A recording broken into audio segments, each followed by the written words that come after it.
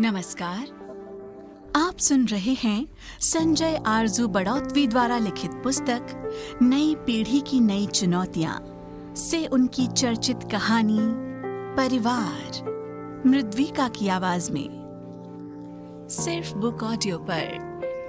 कहानी परिवार। उम्र के 5 दशक पार कर चुके धीरज का होटल व्यवसाय बहुत अच्छा चल रहा था। धीरज घर में अपने नाम के विपरीत थोड़ा स्ट्रिक्ट और डिसिप्लिन पसंद करने वाले पिता की छवि वाला है। धीरज की पत्नी अमृता इस बारे में कई बार धीरज को समझाया करती थी।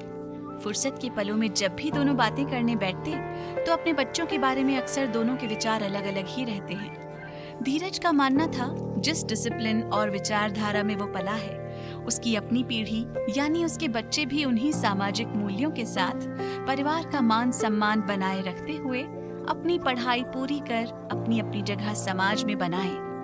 वहीं अमृता का कहना था नई पीढ़ी की सोच अलग तो है ही, अब समाज और आसपास का एनवायरनमेंट भी बदल चुका है। अब पुरानी मान्यताओं के साथ समाज में चलना कठिन है।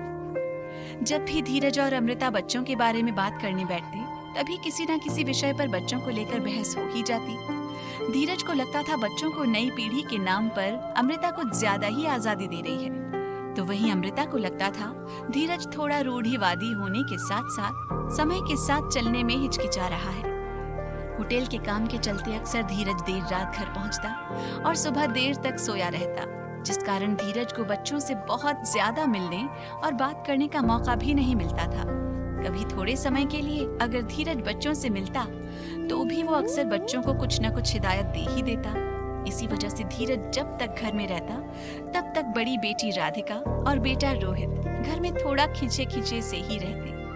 अमृता को चिंता थी धीरज के विचारों के चलते दोनों बच्चे अपने पिता से दूर होते जा रहे थे, जो कि परिवार के स्वस्थ माहौल के लिए बिल्कुल ठीक नहीं था। बड़ी बहन राधिका द्वारा रोहित को यार के संबोधन से बुलाना और बातों बातों में छुटपुट गाली देना, इंग्लिश की गालियों का शॉर्ट फॉर्म घर में बोलना धीरज को बिल्कुल पसंद नहीं था। बहन भाई के बीच बात करते समय अगर राधिका अपने छोटे भाई को प्यार से बुला लेगी तो इसमें क्या हर्ज है? इसमें नई पीढ़ी को भला क्या तकलीफ हो सकती है? हम भी तो कभी जवान थे, मगर हम भाई बहनों में कभी इस तरह की बात नहीं होती थी। आखिर रिश्तों की भी अपनी मर्यादा है और माँ बाबूजी के रहते तो हम ऊंची आवाज में बात भी नहीं कर सकते थे। आज हम भी उनकी जगह ही खड़े हैं। इस तरह की तुलनात्मक बातों के चलते धीरज कई बार बच्चों को डांट भी देता था। ऐसे समय राधिका चुप रह जाती तो वहीं रोहित भी अक्सर बड़बड़ाता अपने कमरे में चला जाता। मगर धीरज ने महसूस किया कि बच्चों के व्यवहार में कोई परिवर्तन नहीं आया था। हाँ, वो अब पापा के सामने अक्सर चुप रहने लगे थे।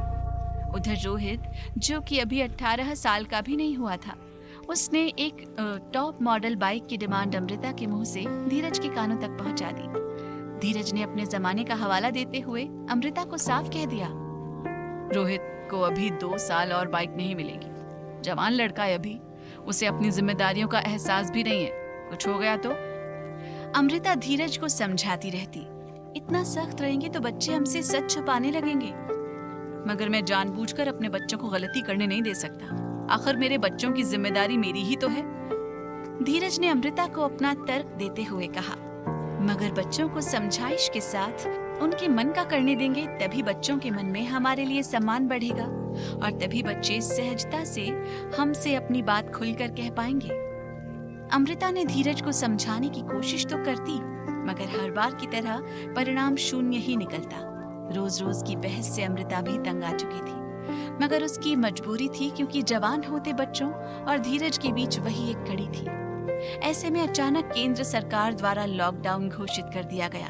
आनंद फानन में हुई इस घोषणा में धीरज को बहुत कम दामों में सारा फ्रेश खाना और रखा सामान बेचना था। धीरज को बहुत नुकसान भी उठाना पड़ा। अब धीरज को अगले 15 दिन घर पर ही रहना था।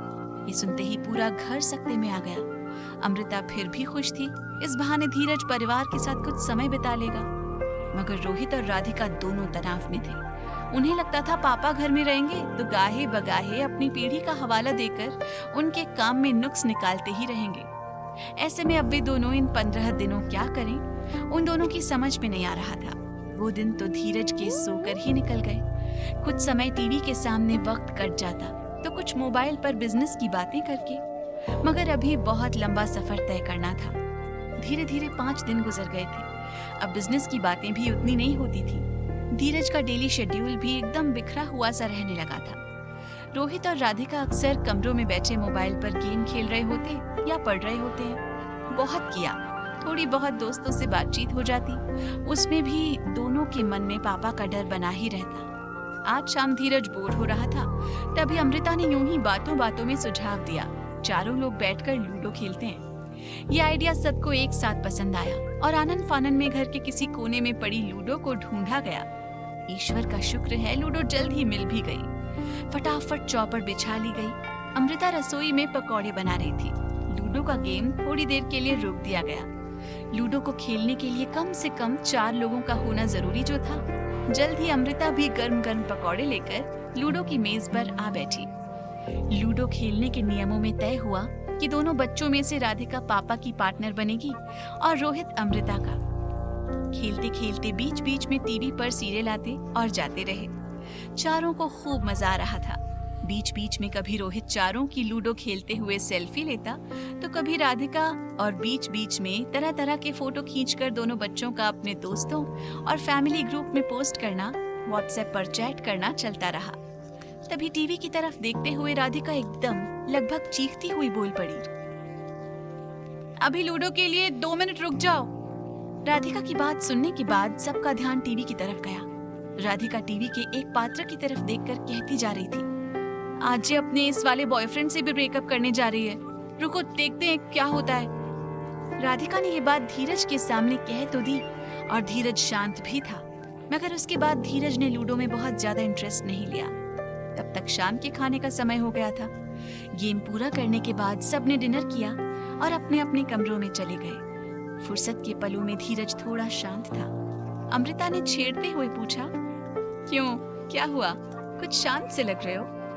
धीरज बोला, बच्चे कैसी कैसी बातें करते हैं। अमृता कुछ पल धीरज को सुनती रही, फिर अमृता ने समझाया, देखो बच्चे जवान हो रहे हैं, अगर हम उनके पास बैठकर उनकी बात सुनेंगे तो शायद हम उनकी गलतियों को सुधार भी सकेंगे, लेकिन अगर हम उनके साथ बैठेंगे ही नहीं और खुलकर बात भी नहीं करेंगे तो हो सकता है किसी दिन बच्चे अपने दोस्तों के साथ मिलकर कुछ गलत कदम उठा लें। अभी लॉकडाउन 10 दिन और रहने वाला है।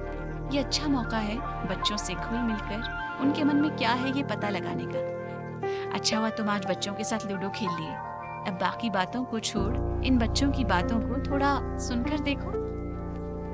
धीरज, जो पिछले कुछ दिनों से घर में बेकार सा हुआ महसूस कर रहा था, उसको भी लगा शायद अमृता ठीक कह रही है। धीरज ने तय किया कि बचे खुचे लॉकडाउन के पीरियड में वो बच्चों के साथ रहकर उनके विचार सुनने की कोशिश करेगा। धीरज के लिए थोड़ा मुश्किल जरूर था, मगर लॉकडाउन के चलते और कोई उपाय भी तो न था। अब रोज शाम को लूडो की महफिल जमने लगी। आपस में हंसते खेलते, कभी सामाजिक तो कभी राजनीतिक और कई बार धार्मिक विषयों पर भी चर्चा दूर तक निकल जाती। इसी चर्चा के चलते धीरज के विचार कई बार अपने बच्चों के विचारों से मेल भी खाते और कई बार धीरज खुद बच्चों से समाज में हो रहे परिवर्तन के बारे में सीख भी रहा था। अमृता देख रही थी कि धीरे धीरे धीरज की सोच में परिवर्तन आ रहा था। अब धीरज को भी अपने बड़े होते बच्चों में सिर्फ बच्चे नहीं दिखाई दे रहे थे। धीरज को भी लग रहा था कि उसके बच्चे बड़े होने के साथ साथ जिम्मेदार भी हैं। कई मुद्दों पर धीरज को भी खुद लगता था कि आज के परिप्रेक्ष्य में रोहित और राधिका के विचार ज्यादा सटीक हैं। अगर कुछ विषयों पर धीरज बच्चों से एक राय नहीं होता था तो फिर एक जोरदार बहस की बयार शुरू हो जाती। पिछले 1 हफ्ते में इन्हीं चर्चाओं के चलते बच्चों और धीरज के बीच अच्छा सामंजस्य बन गया था, मगर हाँ, अब समकालीन परिस्थितियों के अनुसार कुछ विषयों पर सही और गलत करने का निर्णय धीरज ने बच्चों के ऊपर छोड़ने का मन बना भी लिया था। बीते 1 सप्ताह में एक तरफ बच्चों ने अपने पिता में एक नया हीरो महसूस किया, जो बच्चों के साथ खेल भी सकता था। उनकी समस्याओं पर अपने अनुभव को साझा करते हुए बहस के बाद अगर सही लगता तो अपनी बात मनवाता भी और गलत होने पर अपनी कमी को खुले मन से मान भी रहा था। 2 दिन बाद लॉकडाउन खत्म होने वाला था। अमृता लॉकडाउन के शुरू होते समय जितना चिंतित थी, लॉकडाउन के खत्म होते होते उतनी ही संतुष्ट और खुश भी। मन ही मन अमृता सोच रही थी, इस लॉकडाउन के चलते जहां बच्चों ने अपने पिता को एक नए रूप में पाया था, तो वहीं धीरज को अपने बच्चों में नए 2 मित्र मिल गए थे। अमृता खुश थी। लॉकडाउन के चलते अमृता का घर, जो अब सही मायनों में परिवार बन गया था। आप सुन रहे थे संजय आरजू बड़ौत्वी द्वारा लिखित कहानी परिवार। आपको कैसी लगी कमेंट में जरूर बताएं या हमें लिखें sanjayarzu@gmail.com पर।